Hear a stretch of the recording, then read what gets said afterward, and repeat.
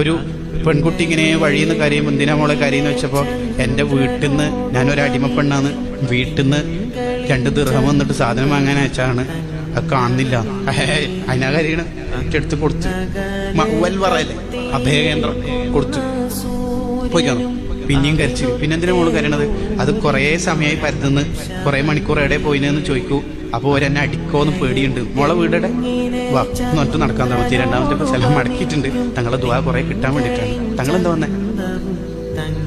ഈ മോള് നിങ്ങളെ വീട്ടില്? അതെ, അത് ഈ ആ കുട്ടീൻ്റെ കയ്യിൽ നിന്ന് 2 ദിർഹം മിസ്സായി. ഞാൻ കൊടുത്തു. പിന്നെ ആ കുട്ടി പറഞ്ഞു നേരം വൈകിയതിന് നിങ്ങളെ വീട്ടുകാർ അടിക്കോന്ന് പേടിയുണ്ട്, ആ മോളെ അടിക്കല്ലേ എന്ന് പറയാൻ വേണ്ടിയിട്ടാ വന്നേ. എത്ര ദൂരെ വെയിലത്ത് നടന്നു നോക്കി, ഒരു കൊച്ചു മോക്ക് വേണ്ടിയിട്ട്. അതുകൊണ്ടാ സ്വർഗം ഉദ്ഘാടനം ചെയ്തിട്ട് തങ്ങള് ഇങ്ങോട്ടേക്ക് തന്നെ തിരിച്ചു വന്നിട്ട് ഉമ്മത്തിനെ മലക്കൾ നരകത്തിലിടുമെന്ന് പേടിച്ചിട്ട് അർശിന്റെ അവിടെ കാവലിക്ക് പോയിട്ട് സ്വർഗത്തിൽ സുഖിച്ചിരുന്നൂടെ? എല്ലാ നബിമാർക്കും വെച്ചു കൊടുക്കുന്ന സിംഹാസനത്തിൽ പോയിട്ട് ഇരിക്കൂല തങ്ങള്. ഞാൻ ആടെ ഇരുന്ന എൻ്റെ ഉമ്മത്തിനെ ആരോ നോക്കുക എന്ന് വിചാരിച്ചിട്ട്. ആ തങ്ങളെ സ്നേഹിക്കാൻ ഇനി നിങ്ങൾക്ക് കുറെ തെളിവ് വേണം, കുറെ പ്രമാണം വേണം, അടുത്ത റിവ്യൂ ലെവലാവണം.